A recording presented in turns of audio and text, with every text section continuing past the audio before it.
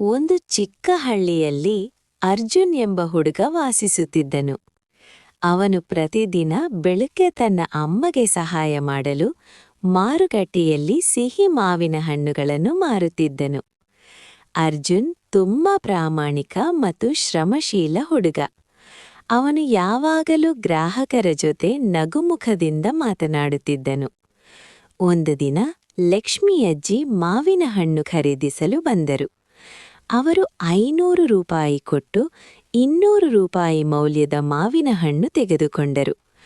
ಆ ಸಮಯದಲ್ಲಿ ಅರ್ಜುನ್ ಬೇರೆ ಗ್ರಾಹಕರ ಜೊತೆ ಮಾತನಾಡುತ್ತಾ ಅಜ್ಜಿಗೆ 300 ರೂಪಾಯಿ ಹಿಂತಿರುಗಿಸಲು ಮರೆತನು.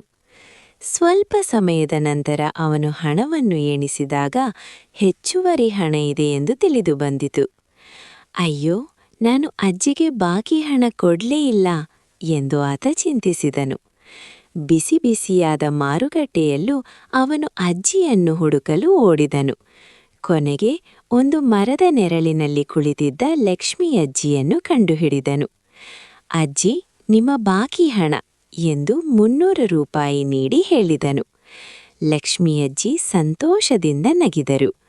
ಮಗನೇ, ನಿಮ್ಮ ಪ್ರಾಮಾಣಿಕತೆಯನ್ನು ಪರೀಕ್ಷಿಸಲು ನಾನು ಕಾಯುತ್ತಿದ್ದೆ ಎಂದರು. ಮರುದಿನ ಅಜ್ಜಿ ಊರಿನ ಎಲ್ಲರಿಗೂ ಅರ್ಜುನನ ಪ್ರಾಮಾಣಿಕತೆ ಬಗ್ಗೆ ಹೇಳಿದರು. ಆ ದಿನದಿಂದ ಊರಿನ ಜನರು ಎಲ್ಲರೂ ಅರ್ಜುನನಿಂದಲೇ ಮಾವಿನ ಹಣ್ಣು ಖರೀದಿಸಲು ಶುರು ಮಾಡಿದರು. ಅರ್ಜುನ್ ಹಳ್ಳಿಯ ಅತ್ಯಂತ ನಂಬಿಗಸ್ತ ಮಾವಿನ ಹಣ್ಣು ಮಾರುವವನಾದನು. ಇದರ ನೀತಿ ಏನೆಂದರೆ, ಪ್ರಾಮಾಣಿಕತೆ ಸದಾ ಯಶಸ್ಸು ಮತ್ತು ಗೌರವವನ್ನು ತರುತ್ತದೆ.